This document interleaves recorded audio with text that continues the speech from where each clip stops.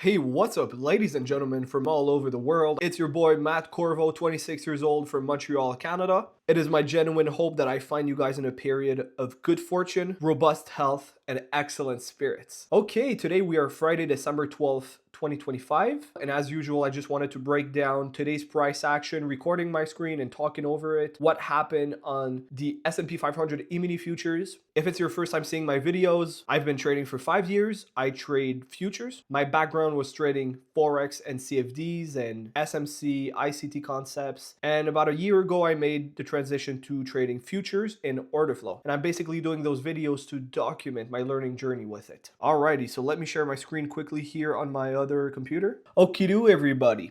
So as you can see, today we had a pretty trending day. However, I had a couple of losses on my Prop Firm Practice account. And there were many good setups today. Some of them were really beautiful, clean, and easy.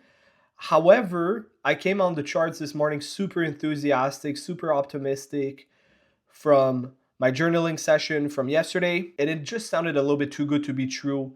Not every reversal, not every break and retest. Even if you look at 24 range bar footprints, it's not always going to look super clean and picture perfect. Sometimes it's going to be tricky, and that's why I had some losses today. But I believe those mistakes were inevitable, and sooner or later I was going to do those mistakes. So the point I'm driving home here is that I had a bad day, but I kind of expected it, and I learned a lot. And this is basically what trading is about. You learn from your mistake, you learn, you make money, you learn, you lose money, and eventually you get to a point where you have the knowledge, the skill, the expertise, the experience. You know what you're doing, and you're making money because you've spent years doing mistakes. So this is TradingView, obviously, and this is the S&P 500 E-mini futures. Let me just drag my volume profile here. This is the overnight one starting at 6 p.m. So let's come to 9:30 right here. This is when I hopped on the charts and I had a loss here. I got tricked. And this is what I'm saying. I thought somehow this was a clean break and retest. This was a clean break and retest, but I was so much honed in on the smaller time frames, I got tricked here. Because of that candle here, I thought we were going to have a reversal. But price came lower, and even here you could have thought we might have a reversal. However, it was a clean break and retest of that low here at the 94s. So this was a clean trade, and I would like to break it down on ATAS, which is my footprint software, Orderflow software. So let's just mark it here. I would like to analyze what happened here. And then a bunch of guys in my community caught some trades here at the 80s. And I don't really know exactly how they caught them. Now, even somebody caught a trade here at the 72. I don't know exactly how he got in there. But if you look here, starting from 9:30 all the way to 4 p.m., this is what you call your previous day cash session volume profile. And this was the POC. And now when price reached the POC here,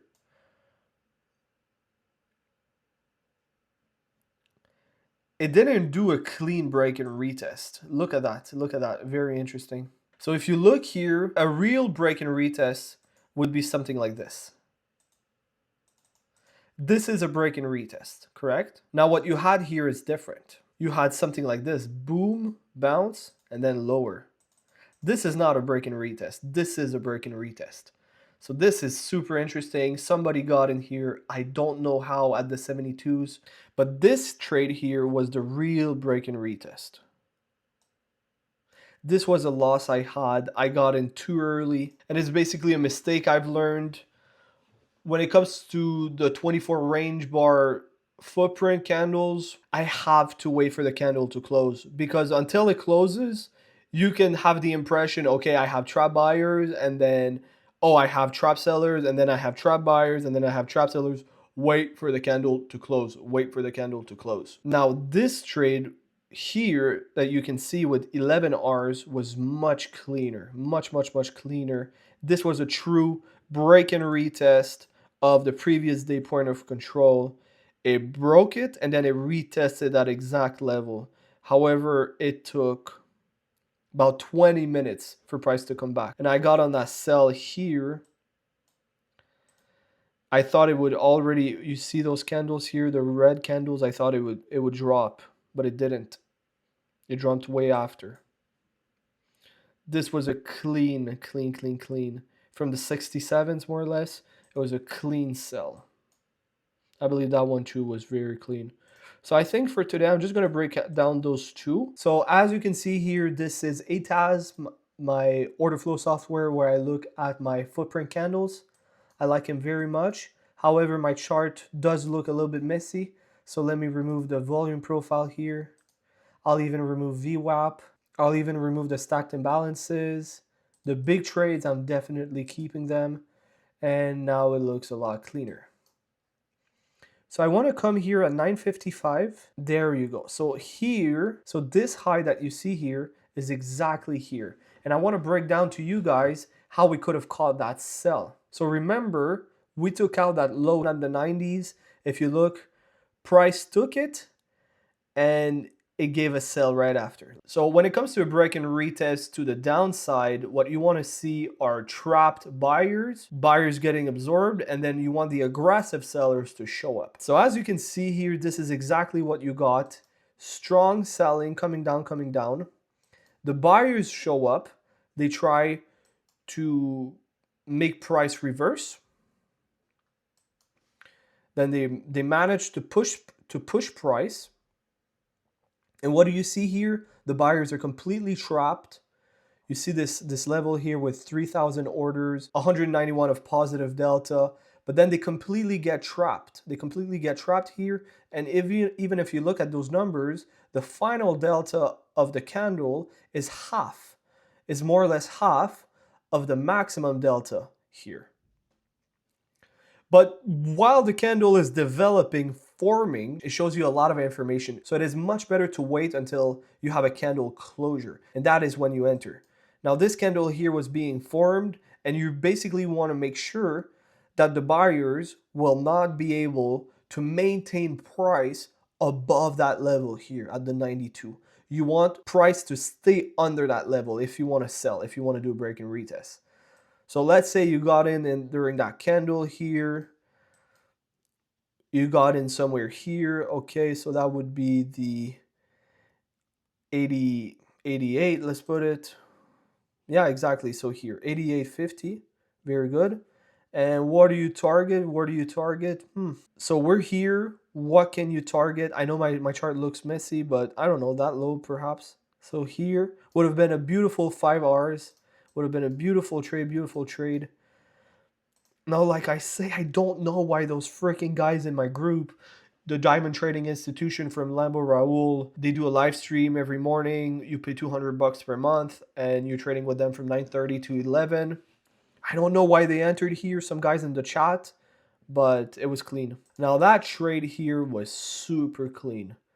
It was super clean, that trade, and I want to break it down for you guys. So this trade here came to the cash session volume profile, 9:30 a.m. to 4 p.m. It came to the point of control, and then it also came to the point of control of the session volume profile, 6 p.m. to 5 p.m. The entire day of yesterday came to the point of control. Both were lining up perfectly. So if price got under, you would want price to maintain itself under it and do a break and retest. And also, funnily enough, that's exactly where you had a big order of sellers protecting that level to make sure price didn't come under. So what happens? So what do you want to see for a break and retest to the downside? You want to see trap buyers getting absorbed, and then you want to see aggressive sellers showing up and protecting that level. Okay, so let's come here. Okay, we're getting close to our level. Let's pay attention to what is happening on the footprint. Very, very interesting. Here you have a strong level and you want to see the buyers being able to maintain price above, which they succeeded here. Another big order here with 150, 2K of volume, and a lot of big wick to The downside indicating a lot of buy pressure. So price is maintaining itself above. But if you look here at those numbers, the delta numbers, they don't look good for the buyers. They don't look good for the buyers at all. I went all the way from 118 to minus 370, and the minus 370 is a lot more similar to the minus 512. Now you look at this candle, it completely switches and the sellers are very aggressive. So you could have entered somewhere here, protect yourself with that level, and yeah, enter during that candle here, I would argue. Enter in this candle. So let's say the 63.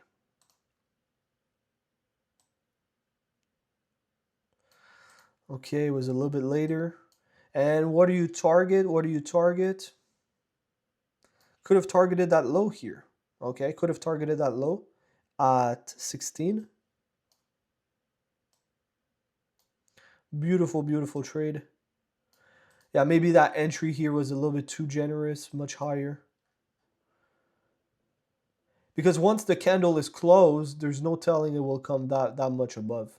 All right, all right. And here, I wouldn't really be able to tell you what liquidity it took.